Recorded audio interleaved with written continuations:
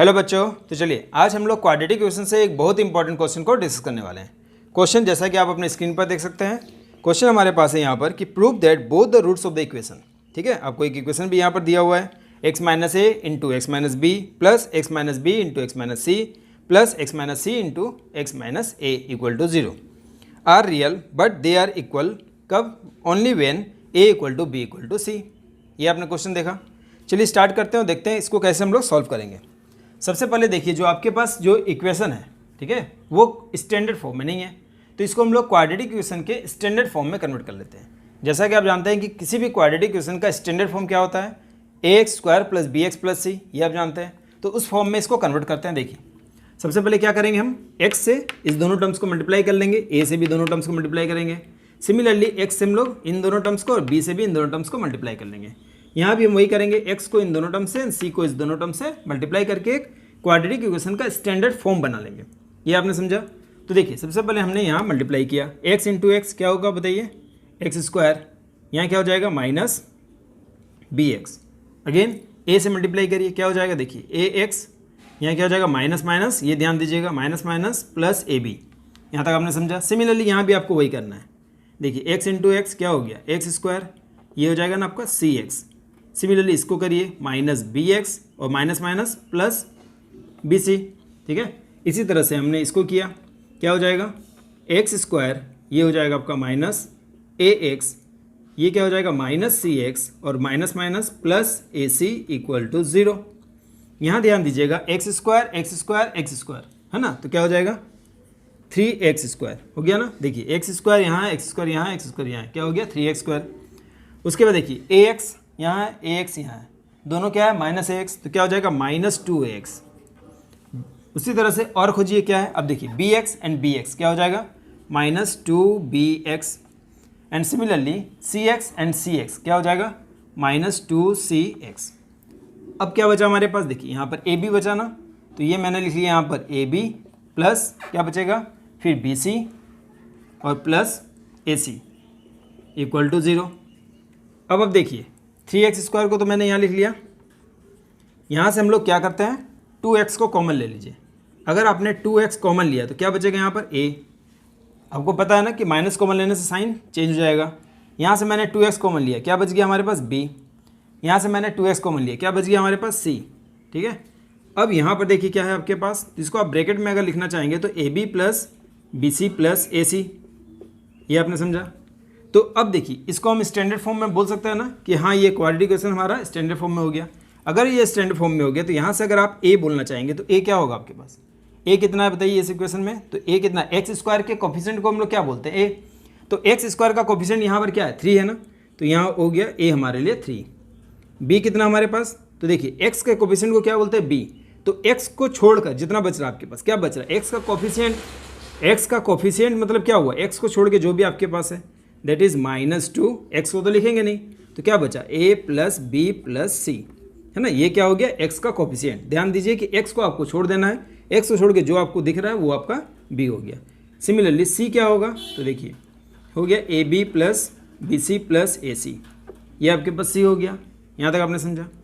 इसके बाद क्या करेंगे, इसमें हम डिस्क्रिमिनेंट निकाल लेते हैं, दैट इज d है ना। आपने पढ़ा है ना डिस्क्रिमिनेंट का फॉर्मूला, हमने क्या पढ़ा था बी स्क्वायर माइनस 4ac, तो वो फॉर्मूला अप्लाई करेंगे। तो देखिए यहाँ हमने d निकाल लिया, d फॉर डिस्क्रिमिनेंट, ये याद रखिएगा d फॉर डिस्क्रिमिनेंट। फॉर्मूला आप जानते हैं बी स्क्वायर माइनस 4ac। देखिए b कितना हमारे पास, यहाँ हमने लिखा ना b, तो b कितना बताइए -2a plus B plus c, ये हो गया b, उसमें हम लोग कर देते हैं स्क्वायर क्योंकि b का स्क्वायर है फॉर्मूला में, -4। a कितना हमारे पास, a देखिए यहाँ पर कितना 3, c कितना है a b plus B c plus A c. ये आपने समझ लिया अभी तक। अब क्या करेंगे, थोड़ा सा सॉल्व कर लेते हैं। देखिए माइनस का स्क्वायर प्लस होता है, आपको पता है 2 का स्क्वायर मैंने किया यहाँ पर बताइए 4, और क्या बचेगा a plus B plus C का होल स्क्वायर। यहाँ पर इसको इंटू कर दीजिए, 4 3 जा 12। इसको अभी फिलहाल रहने देते हैं a b plus B c plus A c. ठीक है, a b plus B c plus A c. इन दोनों में देखिए आप 4 को कॉमन ले सकते हैं, तो यहाँ मैंने 4 कॉमन ले लिया। ठीक है, 4 अगर कॉमन लेंगे तो क्या बच जाएगा आपके पास a plus B plus C का होल स्क्वायर। अच्छा यहाँ पर हम लोग एक ब्रैकेट दे देते हैं, तो यहाँ से 4 हमने कॉमन ले लिया, ध्यान दीजिएगा। तो यहाँ देखिए 4 मैंने कॉमन लिया तो यहाँ क्या बचा a plus B plus C का होल स्क्वायर, और यहाँ क्या बचेगा 4 कॉमन लिया तो क्या बचेगा बताइए 3, और यहाँ क्या होगा a b plus B c plus A c. ये समझा आपने। अब यहाँ पर आपको एक और फॉर्मूला का जरूरत पड़ेगा, है ना। अब याद करिए क्लास 9 में आपने पढ़ा होगा a plus B plus C का होल स्क्वायर। क्या जानते हैं आप, a plus B plus C का होल स्क्वायर का फॉर्मूला क्या जानते हैं? तो याद करिए कि क्लास 9 में आपने पढ़ा था a square plus B square plus C square plus 2ab plus 2bc and plus 2ac। ठीक है, ये आपने पढ़ा है ना। तो वही फॉर्मूला यहाँ हम लोग अप्लाई कर देंगे। तो देखिए यहाँ अगर हम लोग फॉर्मूला लिख लेते हैं तो 4 यहाँ a plus B plus C का होल स्क्वायर, तो क्या लिखेंगे बताइए, a square plus B square plus C square plus 2ab plus 2bc और प्लस 2ca। अब यहाँ पर हम लोग इसको ब्रैकेट को सॉल्व कर लेते हैं। तो देखिए यहाँ पर तीनों प्लस में है, ब्रैकेट सॉल्व करेंगे तो तीनों माइनस में हो जाएगा ना। तो क्या हो जाएगा बताइए, -3ab, फिर क्या हो जाएगा -3bc और क्या हो जाएगा -3ca। ठीक है, यहाँ तक आपने समझा। थोड़ा और कैलकुलेशन कर सकते हैं। देखिए ए बी यहाँ है, ए बी यहाँ है, ठीक है। तो इसको थोड़ा सा रब कर लेते हैं और यहाँ पर हम लोग थोड़ा सा कैलकुलेशन कर लेते हैं। ठीक है, तो चलिए थोड़ा सा तो देखिए अब हम लोग क्या लिख सकते हैं कि हमारे पास क्या क्या बच गया। देखिए 4 लिखा मैंने यहाँ पर, यहाँ क्या बचा हमारे पास बताइए, a square plus B square plus C square, ठीक है, 2ab माइनस 3ab क्या हो जाएगा -ab। Similarly 2bc minus 3bc तो क्या हो जाएगा -bc एंड -ca होगा ना। अब आप ध्यान दीजिए, ये सब हम लोग क्या निकाल रहे हैं, हम लोग निकाल के आ रहे हैं अभी तक d निकाल रहे हैं, यानी डिस्क्रिमिनेंट निकाल रहे हैं। तो यहाँ पर आप ध्यान देंगे तो आप सोचिए कि अगर इसको हम एक फॉर्म में लाना चाहें, ठीक है, तो देखिए यहाँ मैंने क्या किया, इसको 2 को मैंने यहाँ लिख लिया और यहाँ से एक 2 को मैंने अंदर डाल दिया, 2a स्क्वायर, ठीक है, यानी 2 अंदर आएगा तो सब में मल्टीप्लाई हो जाएगा। तो 2a स्क्वायर प्लस इसको आप बोल सकते हैं 2b स्क्वायर प्लस बोल सकते हैं 2c square minus 2ab minus 2bc और माइनस 2ca।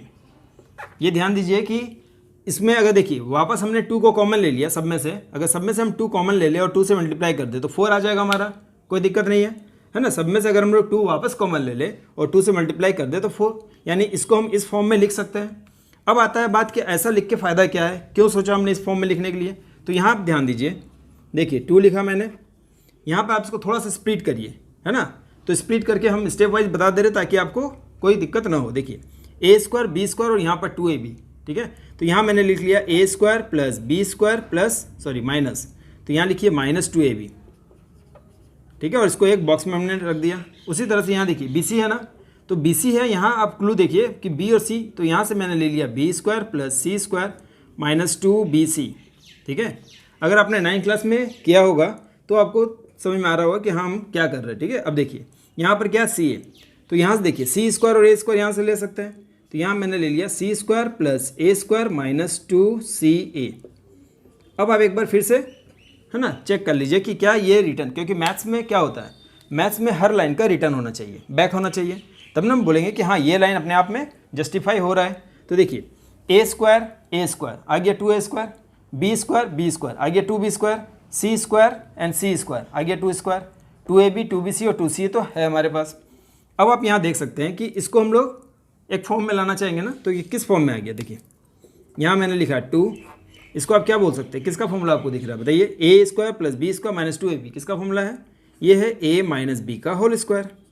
सिमिलरली इसको हम लोग क्या लिख सकते हैं, ये किसके फॉर्म में आएगा बताइए, b माइनस सी का होल स्क्वायर, है ना। इसको अगर हम खोलेंगे तो क्या आएगा, a स्क्वायर, इसको अगर आप b माइनस सी का होल स्क्वायर को स्प्लिट करेंगे तो क्या आएगा, सोचिए b स्क्वायर सी स्क्वायर माइनस 2bc। सिमिलरली ये क्या हो जाएगा बताइए, c माइनस a का होल स्क्वायर। तो आई थिंक यहाँ तक आपको कोई दिक्कत नहीं है, ठीक है, यहाँ तक तो हमने बना लिया। अब आता है कि इसके बाद क्या करेंगे। इसके बाद इंपॉर्टेंट कि हमने यहाँ तक क्या किया, डी निकाल लिया, डिस्क्रिमिनेंट हमारा आ गया। अब क्वेश्चन में देखिए, क्वेश्चन में बोला गया कि जो रूट्स है वो रियल तो है बट इक्वल, और इक्वल कब होता था, तो आपने पढ़ा है ना कंडीशन, है ना, 3 कंडीशन है हमारे पास। अगर डी ग्रेटर इक्वल टू हो, ग्रेटर देन, अगर डी बड़ा हो 0 से तो क्या होता है, 2 डिस्टिंक्ट रूट होते हैं। अगर डी इक्वल टू 0 हो तो क्या होते हैं, अगर डी इक्वल टू 0 हो तो रियल रूट्स होंगे बट इक्वल होंगे, ठीक है। अगर डी इक्वल टू 0 हो तो रूट्स क्या होंगे, इक्वल होंगे।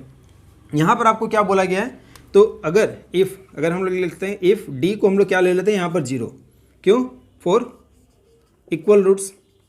इक्वल रूट्स के लिए मैंने क्या ले लिया, डी ले लिया 0, है ना। 4 इक्वल रूट्स के लिए हमने ले लिया d इक्वल टू 0। अगर d को 0 मान ले, क्योंकि ये हमारा क्या है, डिस्क्रिमिनेंट है, तो इसको हम लोग क्या 0 मान लेते हैं। देखिए इसको मैंने लिख लिया, अगर d 0 है so this one will be 0 ना, क्योंकि d 0 है तो दिस वन का वैल्यू 0 हो जाएगा। तो यहाँ लिखा हमने 2a माइनस बी का बताइए होल स्क्वायर, फिर हो गया b माइनस सी का whole square and c minus a का होल स्क्वायर। ये आपने समझा कि दिस वन क्या हो जाएगा 0। तो 0 अगर हो जाएगा तो ये 2 को हम लोग राइट हैंड साइड ले आते हैं तो वो भी 0 हो जाएगा। तो क्या बचेगा हमारे पास फाइनली a माइनस बी का स्क्वायर, फिर बचा हमारे पास b माइनस सी का स्क्वायर और फिर हमारे पास बचा c माइनस a का होल स्क्वायर इक्वल टू 0, क्योंकि 0/2 दैट इज 0। इसके बाद समझिए अब जो लाइन हम लोग बनाने जा रहे हैं वो बहुत इंपॉर्टेंट है। इस लाइन को आप ध्यान से देखिएगा, ठीक है। इस लाइन को आप ध्यान से देखिए कि अब हम लोग क्या करेंगे। तो देखिए इसमें आप ये समझने की कोशिश करिए कि this plus this equal to क्या बोला जा रहा है 0। क्या ये कंडीशन कब या कैसे पॉसिबल हो सकता है, ऐसा कब हो सकता है कि ये तीनों को ऐड करके 0 लाएं। अब यहाँ ध्यान दीजिए कि क्या ऐसा कंडीशन पॉसिबल है, क्योंकि यहाँ पर क्या है स्क्वायर है तो कोई भी एक नंबर यहाँ पर नेगेटिव नहीं हो सकता। अगर कोई नंबर नेगेटिव नहीं है तो तीनों पॉजिटिव को ऐड करके क्या हम 0 ला सकते हैं। अब हम पॉजिटिव क्यों बोल रहे हैं यहाँ ध्यान दीजिए, क्योंकि किसी भी नंबर का स्क्वायर अगर आप यहाँ -2 -3 -4 वॉट कुछ भी अगर आपका आता है माइनस में, सपोज करिए कि इसका वैल्यू कितना आ गया -2 आ गया, लेकिन -2 का स्क्वायर क्या होगा, घूम फिर के प्लस हो जाएगा। यहाँ भी अगर मान लीजिए -2 या -3 कुछ आ गया तो -3 का स्क्वायर भी क्या होता है प्लस होता है, यानी +9 आ जाएगा। तो नेगेटिव भी होने से उसका स्क्वायर करेंगे तो वो ऑलरेडी पॉजिटिव हो जाएगा, ठीक है, यानी कि पॉजिटिव में कन्वर्ट हो जाएगा। इसका मतलब है कि यहाँ पर तीनों नंबर पॉजिटिव है और तीनों नंबर अगर पॉजिटिव हो तो पॉजिटिव में एटलीस्ट अगर हम लोग कम से कम भी अगर 1 भी ले तो 1 + 1 + 1 क्या हो जाएगा 3, बट हमें क्या चाहिए 0। तो ये कब हो सकता है, ये कंडीशन तभी हो सकता है जब ये a माइनस बी का होल स्क्वायर भी 0 हो, b माइनस सी का होल स्क्वायर भी 0 हो और c माइनस a स्क्वायर भी 0 हो। ये आपने समझा कि ये कंडीशन तभी पॉसिबल है जब ये आपस में तीनों 0 हो। अदरवाइज तीन पॉजिटिव नंबर को ऐड करके, तीनों पॉजिटिव नंबर को ऐड करके हम लोग 0 नहीं ला सकते। आप सोच के देखिए क्या 3 पॉजिटिव नंबर को ऐड करके आप 0 ला सकते हैं अगर इसमें से एक भी नेगेटिव ना हो तो, ठीक है, नहीं हो सकता। इसलिए आपने ये समझा, इसलिए ये लाइन को आप ध्यान समझिएगा, ये बहुत इंपॉर्टेंट लाइन है कि ये कंडीशन तभी पॉसिबल हो सकता है जब a माइनस बी का होल स्क्वायर, ठीक है, a माइनस बी का होल स्क्वायर भी 0 हो, b माइनस सी का होल स्क्वायर भी 0 हो और c माइनस a का होल स्क्वायर भी 0 हो। ये आपने समझा। इसको थोड़ा रब कर लेते हैं यहाँ पर। तो देखिए या फिर यहाँ पर आप लिख लीजिएगा दिस कंडीशन इज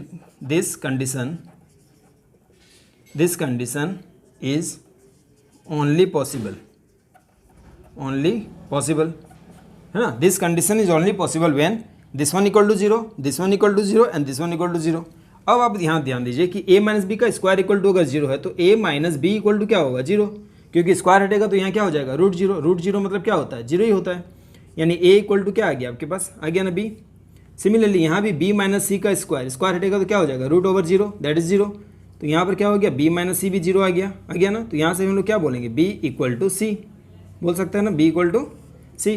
सिमिलरली यहाँ भी हो गया a माइनस सी, स्क्वायर हटा दिए तो हमने क्या किया √0, यानी c minus a equal to 0 और c इक्वल टू a।